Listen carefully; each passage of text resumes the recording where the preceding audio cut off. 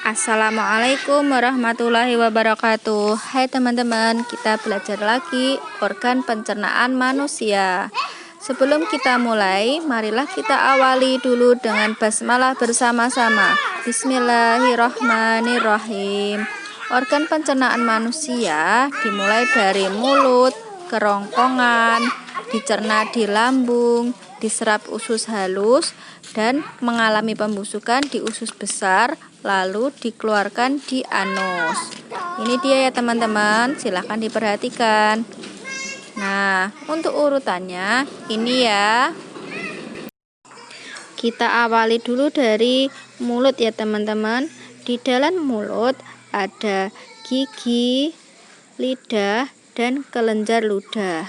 Di dalam mulut ini juga berlangsung pencernaan mekanik dan pencernaan kimiawi. Teman-teman masih ingat ya pencernaan mekanik?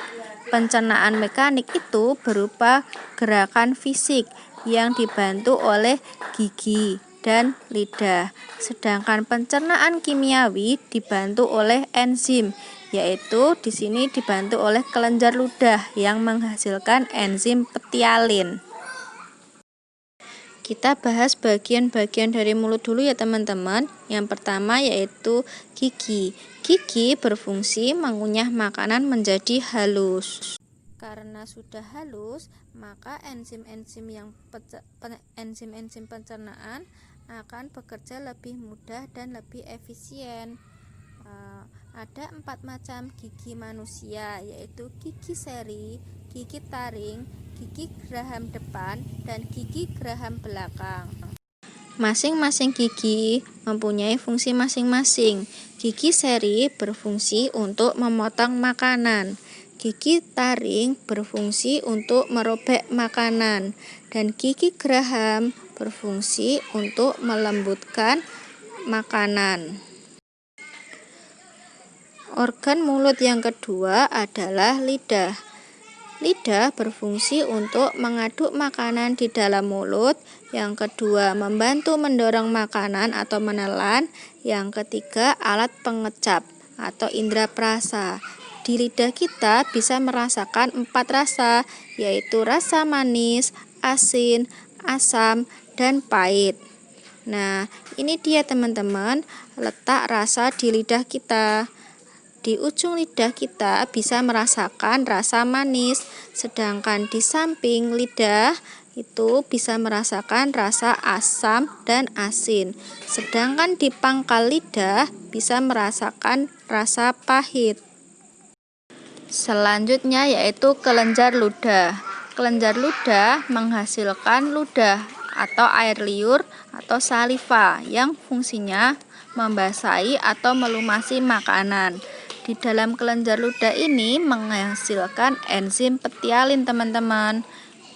Nah, fungsinya juga untuk membasahi rongga mulut kita agar terhindar dari panas, dingin, dan basah. Makanan setelah dari mulut lalu menuju ke kerongkongan atau bisa juga disebut esofagus, yaitu jalan bagi makanan yang telah dikunyah dari mulut menuju ke lambung. Di dalam kerongkongan ini, makanan tidak mengalami pencernaan teman-teman. Jadi makanan hanya lewat. Nah, lewatnya ini sekitar 6 detik teman-teman. Masya Allah ya, cuma 6 detik saja. Nah, setelah itu otot-otot di dalam kerongkongan akan secara otomatis mendorong makanan menuju ke lambung. Nah, gerakannya ini disebut gerak peristaltik, yaitu gerakan mendorong makanan menuju ke lambung. Nah, selanjutnya dari kerongkongan makanan langsung menuju ke lambung. Di dalam lambung terdapat 3 enzim, yaitu pepsin, renin, dan asam klorida. Pepsin berfungsi mengubah protein menjadi pepton. Renin berfungsi untuk mengubah protein susu.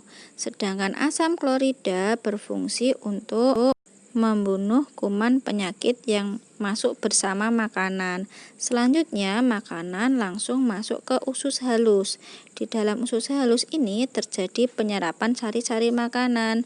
Nah, usus halus ini ada 3 macam, yaitu usus 12 jari atau duodenum, usus kosong, jejunum, dan usus penyerapan atau ileum.